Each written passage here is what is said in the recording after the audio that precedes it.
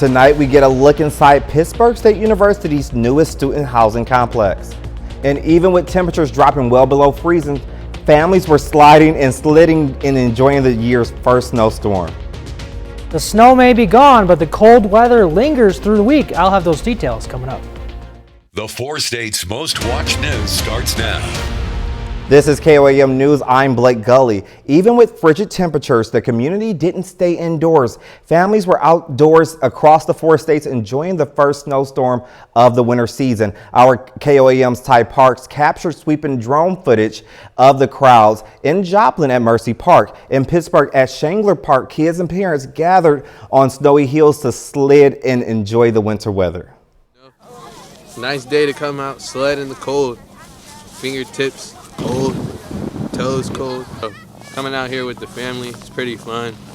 With my little brothers, my friends, family friends, sisters, mom, my uncle out in the truck because it's too cold. I mean, we're just having fun out here. And I couldn't resist and joining in on the fun. Today actually marks my first time ever sliding down a snowy hill. And now we have meteorologist Donald O'Keefe. He joins us with the first look at weather.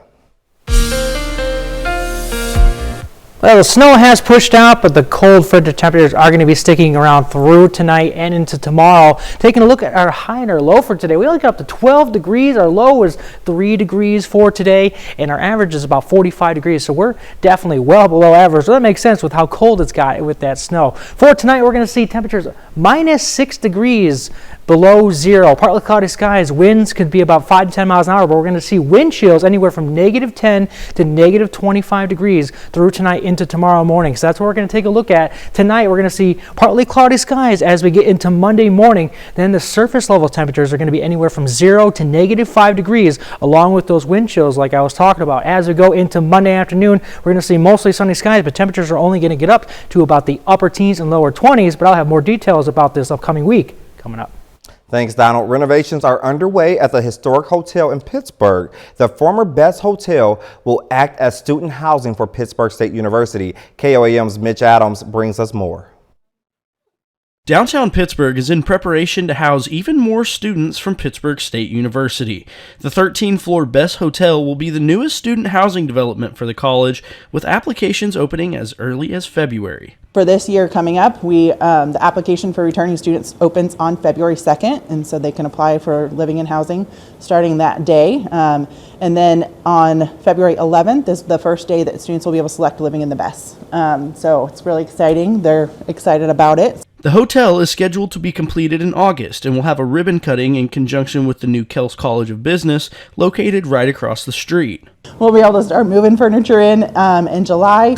And then we are hoping to be able to get people who are living in Block 22 currently moved over to the Best, so then that way we have those beds turned over so that the new tenants can move into their units. Officials also expect a positive economic impact on the city by having more students living in the Block 22 housing and Best Hotel on Broadway. Just that population density of bringing that many students in a living, learning community amongst our, Pittsburgh is better with the university and the university is better at Pittsburgh. So, reporting in Pittsburgh, Kansas, Mitch Adams, KOAM News. Aside from student housing, the first floor of the hotel is planned to become the new home of Pitt State Center for Reading. The project is expected to be completed in August of 2026.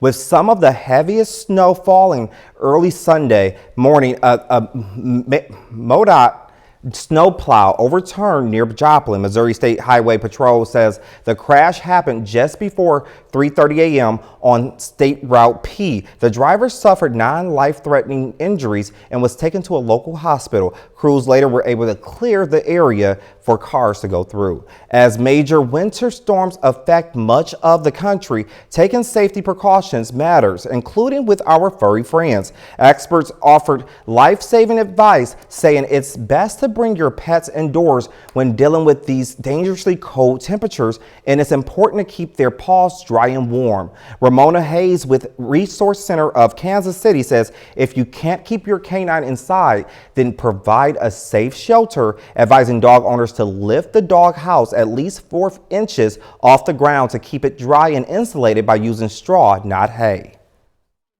Dogs and cats are going to expel most of their body heat through their paws and by panting. So keeping their paws covered is actually really important in the snow, especially really long-haired dogs that could get like icicles in between their toes. Keeping that dry and warm is the most important thing, and their ears and the tips of their tails. Yes, the Animal Outreach Group says it's been busier than usual this week delivering pet food, straw, shelters, and kennels to get animals out of the cold. Veterinarians also warn if you notice your pet in pain, anything abnormal on their extremities, or skin turning black, see a vet immediately. Still ahead on KOAM News, dangerous cold temperatures are settling in, and experts warn that frostbite and hypothermia can happen faster than you think. A vicious winter blast is covering much of the U.S. That includes Fargo, North Dakota, where bone-chilling temperatures are expected to settle in for the next few days. Dr. Chris Anderson, an emergency physician, warns anyone going outside to take extra precautions and bundling up. Numbness or loss of sensation, and or any type of change in appearance to the skin that worries you. If there's again that pale skin that's not pinking back up or getting back to its normal color quickly after getting into a warm environment, we'd want to see and take a look. As temperatures and wind chills drop into dangerous territory, Anderson says frostbite, frostnip, or hypothermia can develop in a matter of minutes, especially if you don't dress properly for being outdoors in extreme cold. A lot of people do in the cold is they wear cotton a lot. Cotton's not the best material just because if you get cotton wet, it's going to stay wet for a very long time. Ross said in the past few days, many people have been coming in to buy base layers to protect themselves from the cold. But others who don't know what to get, he recommends layering with the 3 W's of winter. The first layer is your wicking layer, which is going to come from something like the base layer. The second is the warmth layer. That could be a fleece, it could be a sweatshirt, it could be a lighter insulated jacket that's not necessarily windproof or waterproof. And then you have the weather layer on the outside, which is protecting you from the wind, which around here is really what's getting you most of the time. As the temperatures continue to drop, experts recommend that you limit your time outdoors and recognize warning signs, which include shivering, confusion, and drowsiness. Juliana Pelaez. There may be some good news on the flu front. New data shows the season may have peaked. The CDC says the metrics it uses to measure flu activity, including hospitalizations and trips to the doctor, all trended down last week. However, a good chunk of the country is still reporting moderate to very high flu activity. The CDC estimates there have been 19 million cases of the flu this season, and roughly 250,000 people had to be hospitalized. Approximately 10,000 deaths have been reported, including 44 children. A notice sent Saturday temporarily paused more than $5 billion in CDC infrastructure grants to states and cities across the country. Within hours, the Department of Health and Human Services confirmed the pause and had been lifted, and no funding was terminated. A spokesperson says the brief halt was part of a new review process to ensure the money is being used for its intended purposes and also in line with agency priorities. The grants help fund lab testing, emergency preparedness, patient care, and public health jobs, making them a critical source of support for local health systems. A new United Nations report warns the world is facing an unprecedented water emergency with irreversible consequences. The report calls it a global water bankruptcy, saying humanity is using more water than the nature can replace. Climate change is worsening the crisis. Experts urge long-term solutions like more efficient farming, better water management, and stronger environmental protections. The findings come from research published in the journal Water Resources. Donald is next with a complete look at the forecast. And later, a new proposal could change what bars and restaurants do to require others on a night out. Well, the snow has pushed out, but we're going to see some very frigid temperatures tonight through the next 24 hours. Let's take a look at our future track right now. We're going to see conditions deteriorate in terms of cold-wise tonight, and like I said, some of those roadways could still be on the slicker side as well. So we're going to see partly cloudy conditions through the overnight. As we get into Monday morning, we're going to see surface level temperatures, air temperature, about 0 degrees to -5 degrees, and those wind chills are going to be even colder, and I'll have details coming up about that in a minute. As we get into Monday afternoon, we're going to see the sun start to come out, but only getting up to about the upper teens and lower 20s across the region. As we get into Tuesday morning, we're going to stay clear. Temperatures are going to improve a bit, anywhere from about 5 to 10, 15 degrees for us on Tuesday morning across the region. Clouds are going to start to build in by Tuesday afternoon, and we're going to rebound back to the upper 20s and lower 30s. But like I said, it's still going to be pretty cold over the next couple of days. For tonight, we're going to drop down to a low of -6 degrees below zero, -6 below zero, and like I said, partly cloudy skies. Those wind chill values can be anywhere from -10 to -25 degrees for tonight. We're going to take a look at that now. This is our feel-like temperatures on Monday morning, anywhere from -6 to even close to -25 degrees out there to the northwestern counties. And make sure you are dressing accordingly on Monday morning. I'm pretty sure there's going to be a lot of cancellations still on Monday, so you probably won't even have to need to go outside. And that's why we still have cold weather alerts across the region. We do have a cold weather advisory for out there to the northwest in those Kansas counties, and then everywhere else as under an extreme cold warning, and that is until Monday about noon when that expires. So if you're planning your day for Monday, though, we're going to see mostly sunny skies, only getting up to a high of about 18 degrees for us for tomorrow, and it is going to get a bit breezy tomorrow night. We're going to see winds start picking up about Monday afternoon into the evening time, anywhere from 20 to 25, even pushing 30 miles an hour for us Monday night. So tomorrow night, getting down to a low of 9 degrees. Like I said, a bit breezy. Wind chill values can still be below zero as well moving into Tuesday morning. Let's take a look at our upper level flow over the next week. So this is Monday. Here's that cold air starting to come in, but we're going to have a bit of an improvement as we get into Wednesday. We're going to have a weak high pressure system move into an area that's going to increase temperatures a bit. Still going to be on the colder side in about the low 30s. But then by Friday, we're watching another system that's going to be coming in, bringing those cold temperatures back, and maybe even a chance for some snowfall next weekend. Let's go closer. Let's take a closer look. So this is Wednesday. Temperatures in the upper 20s, lower 30s. Moving through the week into Thursday, still staying around that 30 mark for us on Thursday. Moving into Friday, see there's that system I was talking about that might be bringing in some snow showers this weekend. Temperatures drop into the upper teens by Friday afternoon.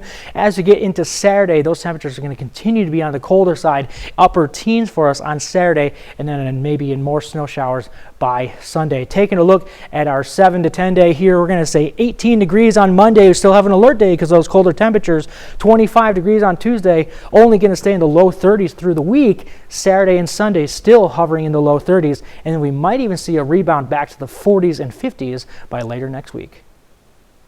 Coming up, a Maryland father was deported to El Salvador despite court orders saying he shouldn't have been removed. Now his family and attorney say his life is at risk, and the government mishap is becoming a horrible ordeal for him.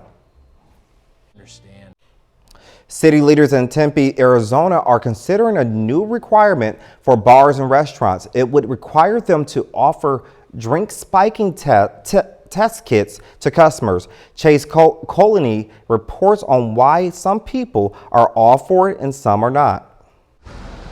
Tempe is known for its nightlife, but in order to make people feel safer while they're out, the city of Tempe wants to require about 70 bars and restaurants to have these on hand. A drug testing kit that can either be given out for free or sold with a slight markup. Similar to how a COVID test works, you just put a couple of drops from your drink onto the strip, and within minutes, it will tell you if it's been spiked or not. Several ASU students spoke in favor of the requirement, saying drink spiking is a real concern for them. And the sorority members were saying that they're going to choose to go to the bars that do accept this. When the sororities go there, the fraternities are going to go there, and that's where all the students are going to go. However, those against some of the aspects of the ordinance were bars and restaurants, each one saying they take drink tampering seriously, but the ordinance is overreaching. Tempe Chamber doesn't like the mandates portion of this ordinance. The ordinance, if approved, would also require signage to be posted in the bar's bathrooms, letting customers know they have testing kits. If I was to see that at a bar, I'd be like, wow, how many drink spiking problems do they have at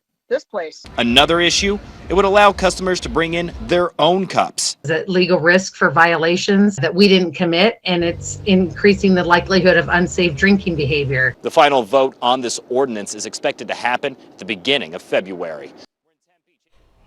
A lawsuit has been filed against billionaire Elon Musk and the board of Tesla by a company shareholder. The suit filed in a Delaware court alleges that Musk sold more than $7 billion worth of Tesla shares late in 2022. The sale was made ahead of a weak January sales report in 2023, which caused stocks to drastically drop. Musk is accused of profiting more from his misconduct and exploiting adverse inside information. The lawsuit seeks to have Musk return profits from the stock sale to the company. Musk and Tesla have not commented on the matter. The massive winter storm is wreaking havoc on air travel. As of today, more than 13,000 flights have been canceled in the U.S.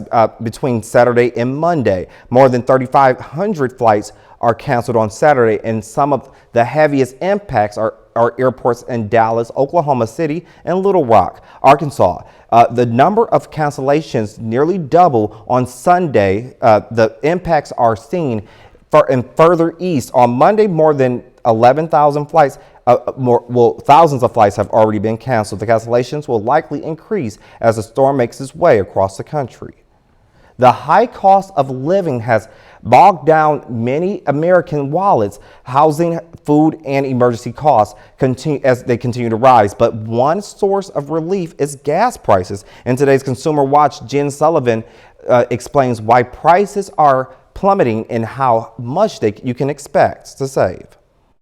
Drivers can expect cheaper gas in 2026. It's a rare source of relief as many Americans are drowning in higher prices. It's going to be a very affordable year for many Americans when it comes to filling their tanks. Patrick DeHaan with fuel savings platform Gas Buddy says national prices are projected to average around $2.97 a gallon. That's the cheapest it's been since COVID. That's about 13 cents cheaper this year than last year. It doesn't sound like a whole lot. It's still going to save Americans $11 billion over the course of 2026. That would translate to an average household spending of just over $2,000 on gas for the year, down from $2,700 in 2022. So what's causing this? OPEC is primarily the reason why gas prices this year are going to be lower, is because OPEC is producing more. DeHaan says there are some wild cards that could cause prices to go up, like hurricanes, political conflict in Iran, or the war between Russia and Ukraine becoming more volatile.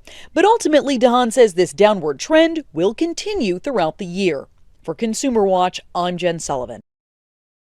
Up next, the Winter Olympics, which began nearly a century ago in Europe, returned this year with the 25th Games kicking off in February in Milan. Today will mark the 102nd anniversary of the first Winter Olympics. The competition was held at a stadium in the French Alps on January 20th, 1924. There were 14 events involving 6 sports. The competition was known at the time as the International Winter Sports Week. 4 years later, the International Olympics Committee officially designated the Winter Olympic Games.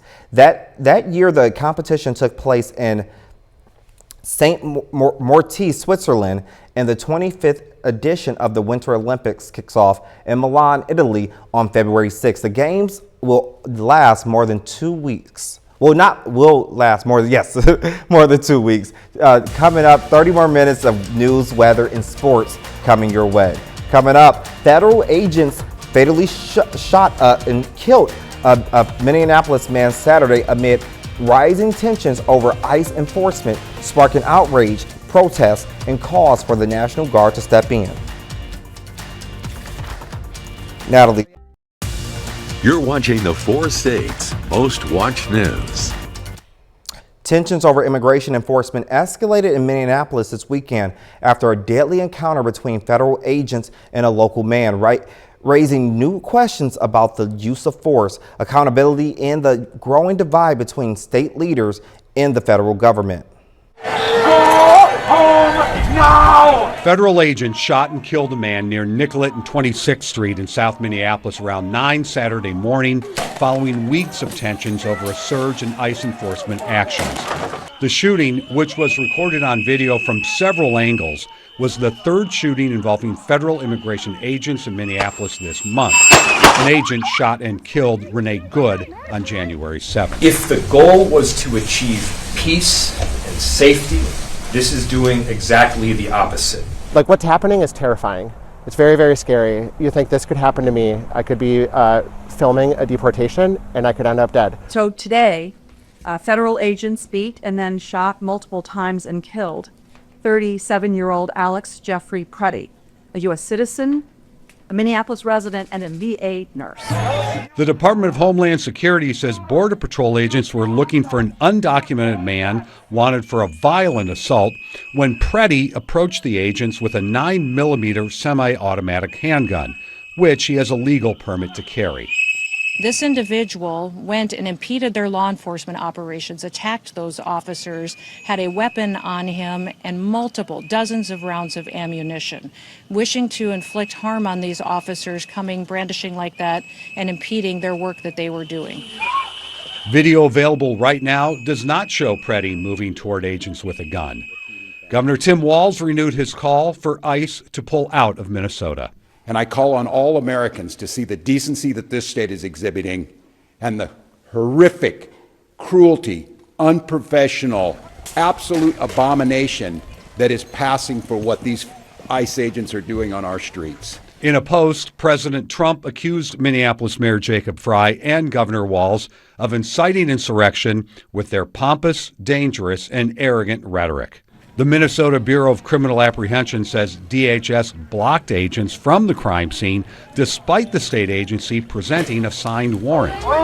Saturday afternoon, the Hennepin County Sheriff and Minneapolis Mayor asked the governor to deploy the Minnesota National Guard to aid and reinforce law enforcement.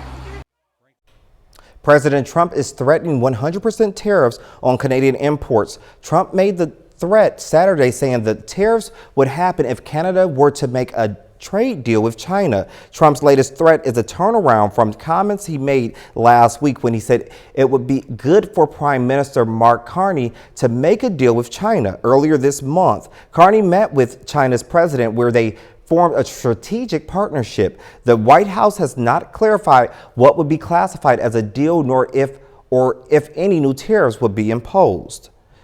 There's good news for the economy. First-time unemployment benefit applications from last week remained nearly 2-year lows. The Bureau of Labor Statistics pegs them at around 200,000. That's up 1,000 from the previous week, but it still keeps the 4-week average the lowest in 2 years. Continuing claims continue to hover around 4-year highs. Also, the third and final revisions of last quarter's GDP adjusted up from 4.3% of 4.4. That's the fastest pace of growth in 2 years. A Maryland judge is demanding answers after a man was deported to El Salvador earlier this month. The deportation happened even though the man had do not remove orders, as Kate reports. While federal officials acknowledged making a mistake, they couldn't explain why he was deported.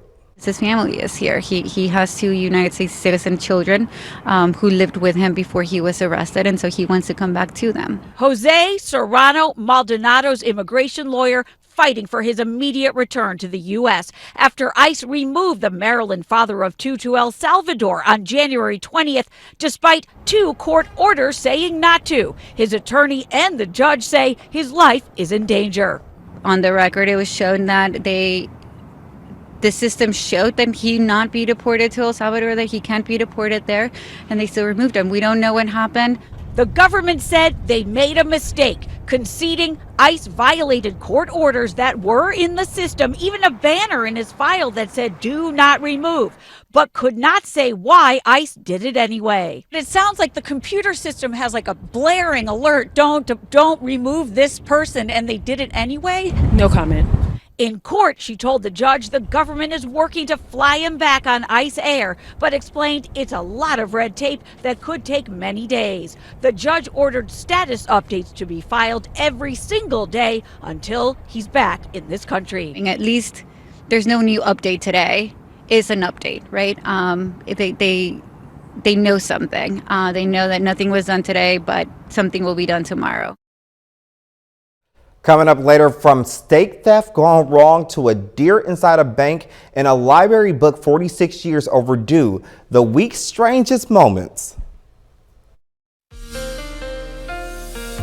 Well, the snow has pushed out, but we're going to see some very frigid temperatures tonight through the next 24 hours. Let's take a look at our future track right now. We're going to see conditions deteriorate in terms of cold-wise tonight, and like I said, some of those roadways could still be on the slicker side as well. So we're going to see partly cloudy conditions through the overnight. As we get into Monday morning, we're going to see surface level temperatures, air temperature about 0 degrees to -5 degrees, and those wind chills are going to be even colder, and I'll have details coming up about that in a minute. As we get into Monday afternoon, we're going to see the sun start to come out, but only getting up to about the upper teens and lower 20s across the region. As we get into Tuesday morning, we're going to stay clear. Temperatures are going to improve a bit, anywhere from about 5 to 10, 15 degrees for us on Tuesday morning across the region. Clouds are going to start to build in by Tuesday afternoon, and we're going to rebound back to the upper 20s and lower 30s. But like I said, it's still going to be pretty cold over the next couple of days. For tonight, we're going to drop down to a low of -6 degrees below zero, -6 below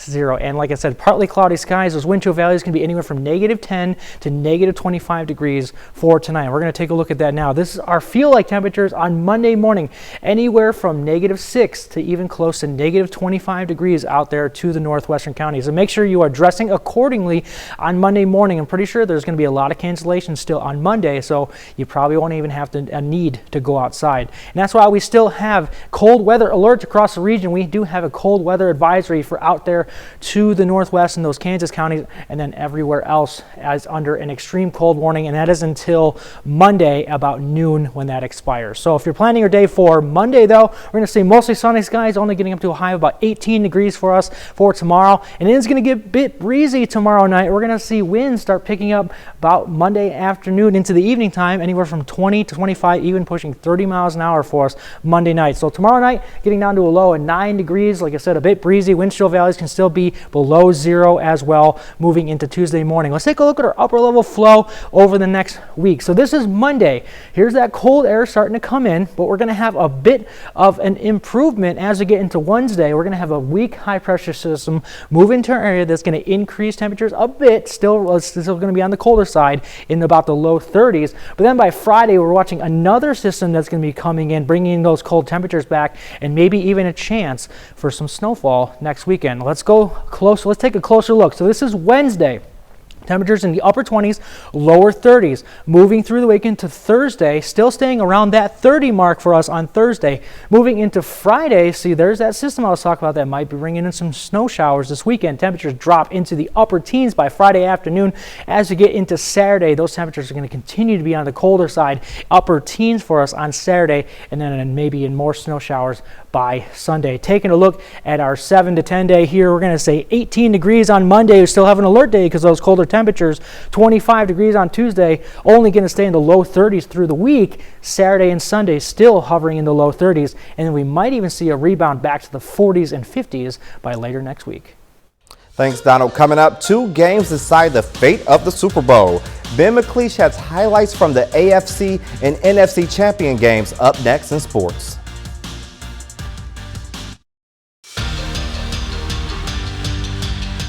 Folks, it's time for the NFL Conference Championships. 2 games to decide the Super Bowl. 4 teams left, but only 2 can remain standing by the end of the night. Broncos, Patriots, Seahawks, Rams.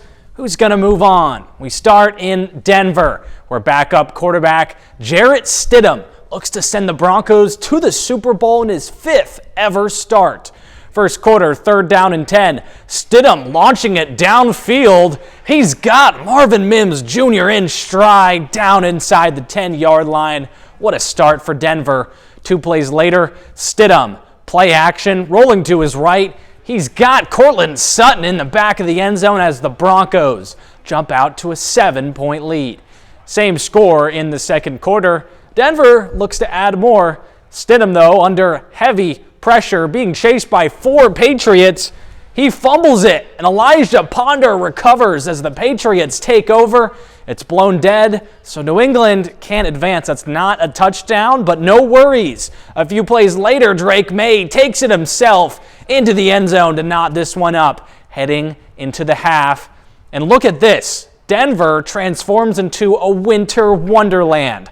Patriots up by 3 in the third, looking to make this a 6-point game, but Andy Borregales' kick is no good. So same score in the final minutes. Will Lutz can tie this one up with one swing of the leg.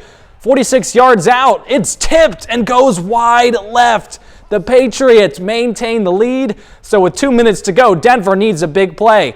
Jarrett Stidham going deep.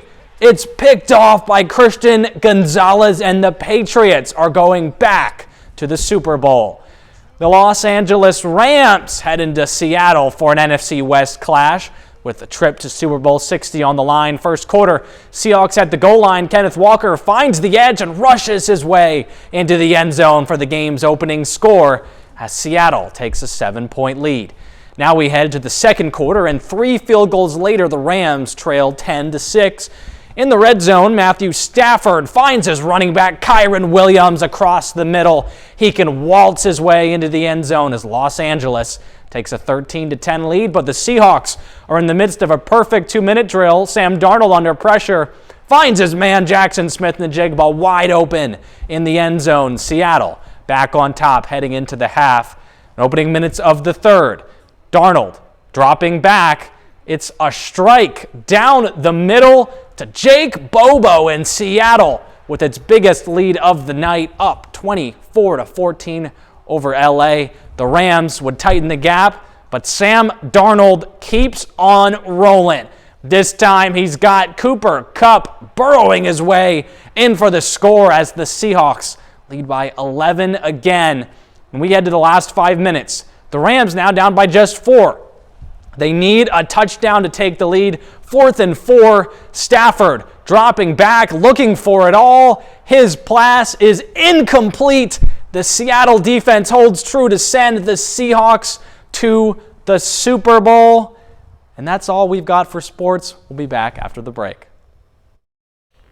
A group of inmates at an Indiana jail are working to give back to others. The men have been crocheting winter hats for local nonprofits as part of a 12-step program for promoting self-worth. Kaylin Hall has the story. These winter hats don't just show the style and grace of the men in the crochet class at the Elkhart County Jail. They tell a story of collaboration where creative minds connect with mentors on the inside and families in need on the outside. Well, when a new person becomes involved in programming, a person that's already in programming will sit down and show them step by step how to make a hat. They make all the hats on a loom. The members aren't just passing the time. Each hat makes its way to one of 7 nonprofits in the county, like the Salvation Army or the Window in Goshen, where a list of families in need can take their pick. And every hour they spend crocheting goes toward a voluntary 12-step program. Once they start the class, they have to pass step 3 before they can start working on their hours. And they have 3 steps in which they need to complete 10 hours. With those 10 hours, for each hat, they receive 2 hours. It's all part of the jail's moral recognition therapy, which offers classes like painting and crochet through a 12-step behavioral counseling program designed to build a positive self-identity and reduce the risk of recidivism. So for last year, we had 2,213 hats made and that we donated to other organizations. This hat in the very front here with the yellow pom-pom, the person told me the story behind that hat was that the pom-pom is the sun, the blue is the sky, they have birds, clouds, sand, so sometimes they'll come up with a story about their hat. Coming up, from a steak stealing shoplifter to Duro de Luz in a bank, this week's stories are too wild to miss.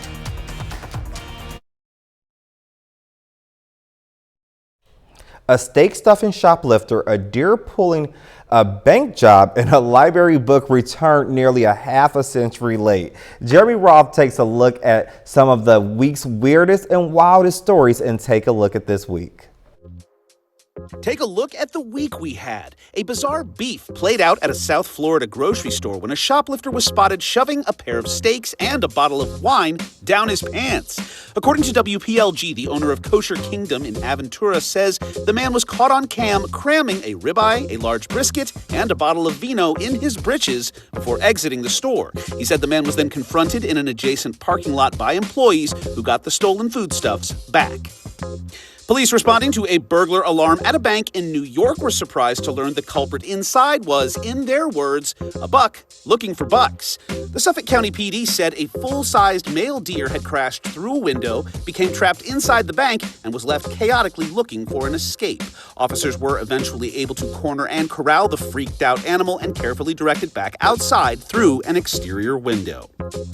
Employees at a Southern California library likely freaked out when someone finally returned a book that was nearly 46 years overdue. The copy of The Incredible Journey was stamped with an original due date of May 20th, 1980, and included a note of apology for its tardiness. Luckily for the guilty party, the County of San Diego says the library no longer charges overdue fines. Finally, in the appropriately named town of Chile, New York, a neighborhood became littered with snowballs pre-rolled courtesy of Mother Nature. Called snow rollers, they're created when strong winds and snow combine, forming a field of all-natural wind-wound snowballs. Just think of them as freezing temperature tumbleweeds. For Take a Look at This Week, I'm Jeremy Roth. Well, as the massive storm that's wiped through most of the U.S., it kept a lot of people home, but some still made it to the multiplex to catch a movie. David Daniel has the early estimates for this weekend at the box office. The whole world will cease to make any sense. 28 years later, The Bone Temple fell from 2nd to 5th place in its sophomore weekend, grossing $3.6 million. You're a lifesaver. I don't know what I'd do without you. Millie. The Housemaid took in $4.2 million to stay in 4th place. Zootopia 2 made $5.7 million, remaining in 3rd place and topping $400 million in domestic box office. If there's something you can do, then you must do it. After 5 weekends on top, Avatar: Fire and Ash finally lost the crown, but $7 million pushed its domestic total past $378 million. You're before this court today charged with the murder of your wife. Oh my God. Your guilt must fall below the 92% threshold, or you will be executed in precisely 90 minutes. Mercy is the new #1 movie. Chris Pratt plays a detective pleading his innocence before an AI judge. The sci-fi thriller debuted with $11 million. In Hollywood, I'm David Daniel. And that's the news for tonight. Thanks for joining us.